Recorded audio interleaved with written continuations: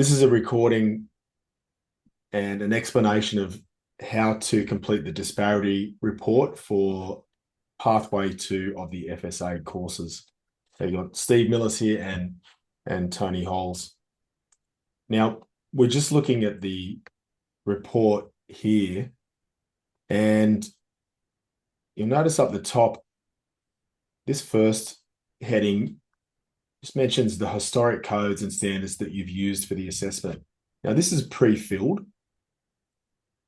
And if I just scroll back over to the building cover page, you'll see that the details that you've put in here for the system that you're completing this assessment on will be transferred over to that disparity report. So this should be taken from the fire safety schedule. But remember, if the fire safety schedule is incomplete or you don't have one and you've determined the performance standard some other way, ensure that you have the full standard and the year, and then the BCA and the relevant clauses, and also the year of the BCA as well, which is commonly missing from the fire safety schedules. Because what we've got to do over here is compare the standards and codes that we've used for our inspection against the latest and most recent standards and codes that apply to that particular measure. So we're just going to look at automatic fire detection, and we've got the historic standards and codes here. We're going to look at what the differences are, or some differences that we can point out, or disparity between those older standards and the newer standards. So I guess, Tony, why have we got to do this disparity report? What's the purpose here? Primarily because the unit of competency that we're trying to assess specifies that students need to know what the historic version of codes and standards and how they relate specifically to the fire safety assessment method. Yep. And outside of that, it's just really important that we don't hold buildings accountable to the current standard, because they were never built to meet that standard. So this helps us to collect evidence that students do understand, what are the differences and how they can use those differences to do an accurate report, essentially. Yep. Okay, yeah, so it's more for the assessment from our end to collect knowledge and get you through the course, and as evidence that you know that there's differences between older and newer standards. So I guess if we go down to here and we look at automatic fire detection, so if we go to the standard first,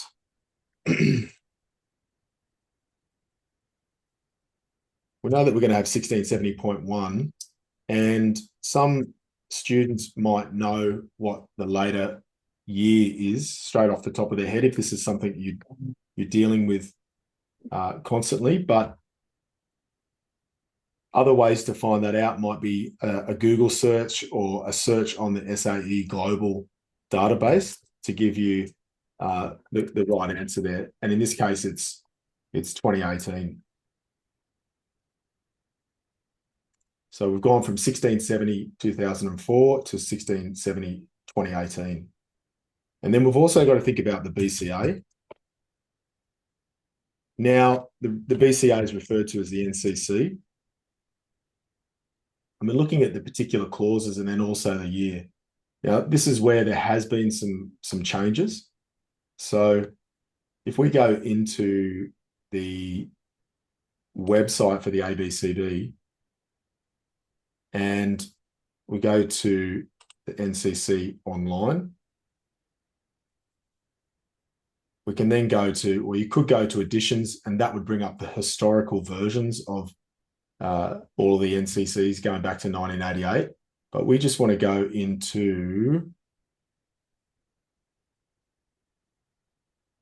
volume 1 and then try and locate that same part of the BCA, which was 2.2. So if we go into here and then part E2,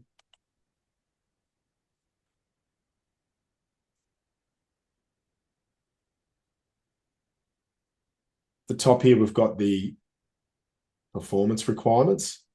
But then down here, the schedule is really directing us to the deemed to satisfy provisions. So over on the right here, there's a bit of an explainer on how this later 2022 building code will map back to the older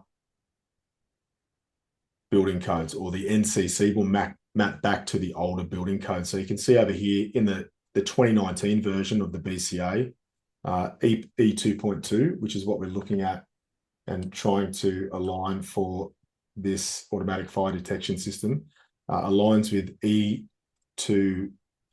And if we expand that out, we've then got some of the deemed to satisfy provisions. Thankfully, it's just talking about the general requirements. So in both standards, it'll have the relationship between the name of the deemed to satisfy provision and the general requirement. In this case, the general requirement is now called E2D2. And I guess the D just stands for deemed to satisfy provision. So they just really added that. So I guess that's a disparity between the two. Yep. And it is a little more difficult until you get your head around this, because they're relating a lot to specifications and so forth in this. So, yeah, it's a matter really, I guess, of looking at what this provision requires and then comparing it back to the 2004 version and saying, well, are they different?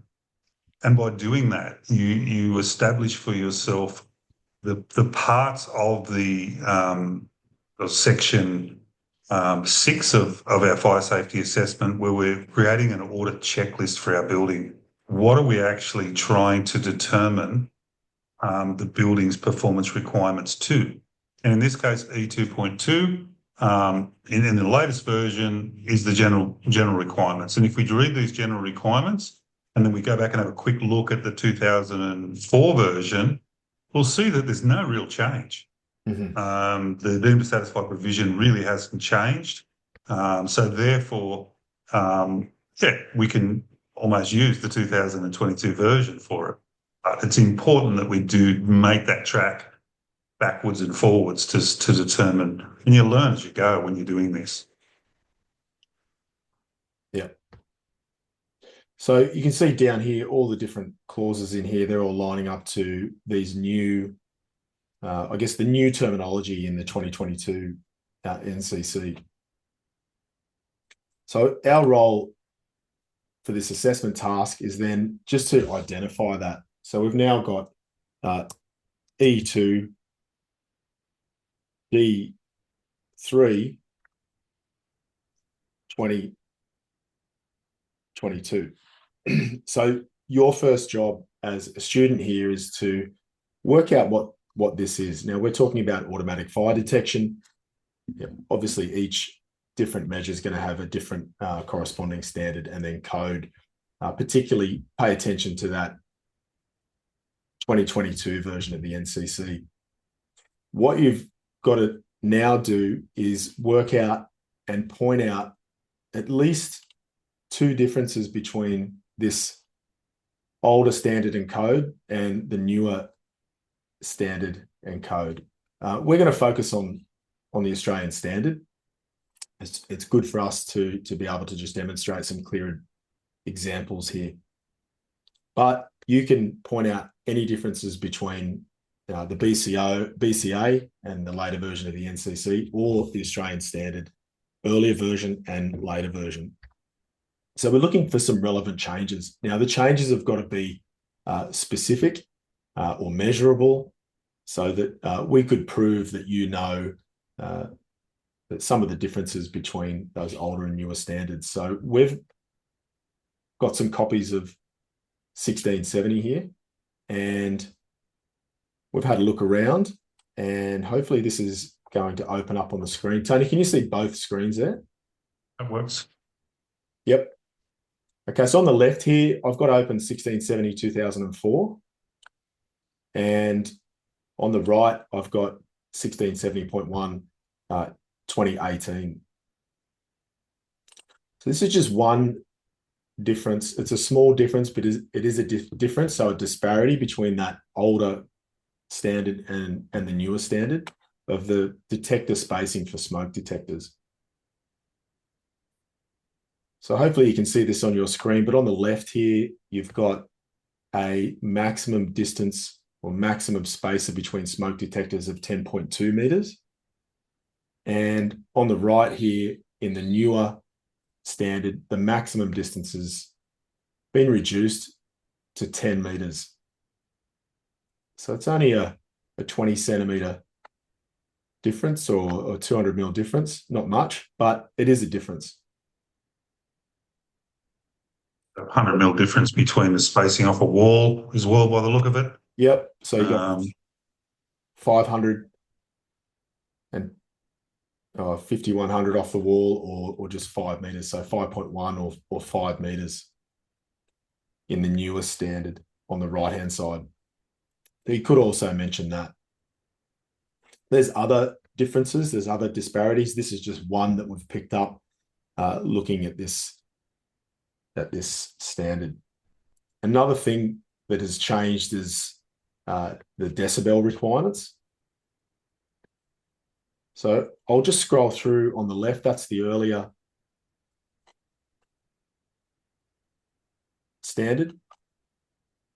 And there's a section in here on occupant warning.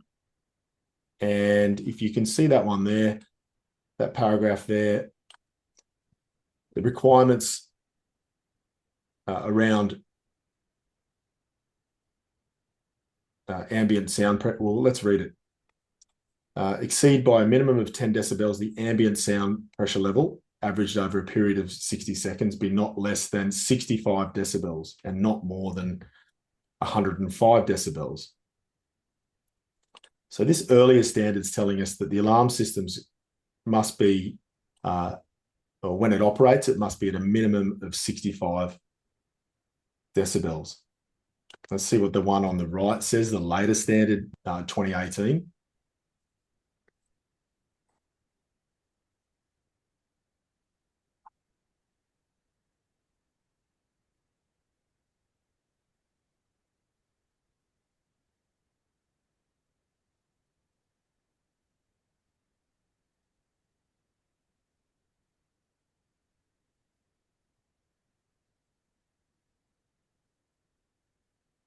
But for 2018, there's a paragraph in here. What does this one say? Throughout each acoustically separate space, the minimum SPL shall exceed the typical ambient SPL by at least 10 decibels. So that's same, no disparity there. And in any case, not be less than 75 decibels. And the same maximum of 105. So the difference between that older standard, the 2004 standard, and the 2018 standard is that decibel requirement. It's 10 decibels more. It's gone from 65 dB to 75 dB. So that's another disparity or a difference that we can mention on the disparity report. So from that information, if we go back to our assessment here, we can then record those relevant changes in this bottom section. So it's worth pointing out too, Steve, that you know it's really difficult to sort of read through a whole standard and work out these things. And the question always is, oh, do I have to have a copy of every single standard?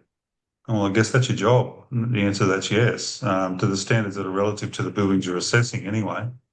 However, if you go to the preface of each standard, it gives you the historic versions of the standard on one of the front pages of the standard.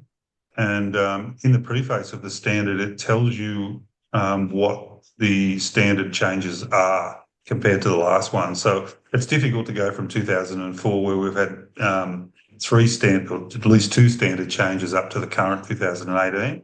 However, the more you do it, the more you get an understanding of this, and it just becomes knowledge that's already embedded as you go through and get better at the work that you're doing. Yeah. Yeah, and I would recommend everyone, for the measures that you're assessing, you really want to get your hands on the latest standard, but then also those historical versions for sure. Yeah, generally, there's only two or three of them. Most people are specialising in specific measures, and the more measures that you do, the more standards you've got to have. See if I can just paste this in there.